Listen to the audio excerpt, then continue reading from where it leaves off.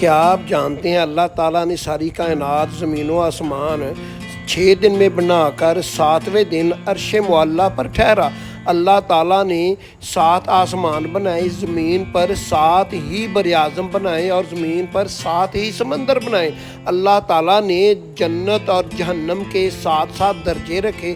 اللہ تعالیٰ نے جنت اور جہنم کے 7 دروازے بنائے۔ اللہ تعالیٰ نے اپنا غارخانہ کعبہ کے 7 ہی چکر بنائے اور اللہ تعالیٰ نے صفا مروہ پر 7 ہی چکر لگانے کا حکم دیا، اور اللہ تعالیٰ نے شیطان والی عمارت کو بھی 7 کنکریں مارنے کا حکم دیا، اور اللہ تعالیٰ نے ارشاد فرمایا کہ 7 سال کی عمر میں بچے کو نماز پڑھنے کا حکم دو۔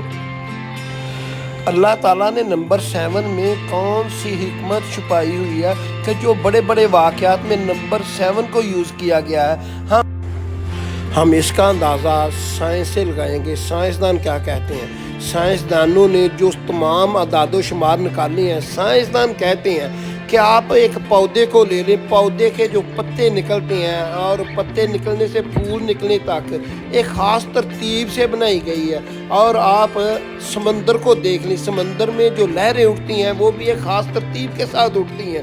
اسی طرح آپ آسمان کو دیکھ لیں، آسمان میں جو گلیکسیز ہیں وہ بھی ایک خاص ترتیب سے بنائی گئی ہیں، کہکشائیں ایک خاص ترتیب سے بنائی گئی ہیں، حتیٰ کہ ہماری جو زمین ہے وہ بھی ایک خاص ترتیب کے ساتھ بنائی گئی ہے۔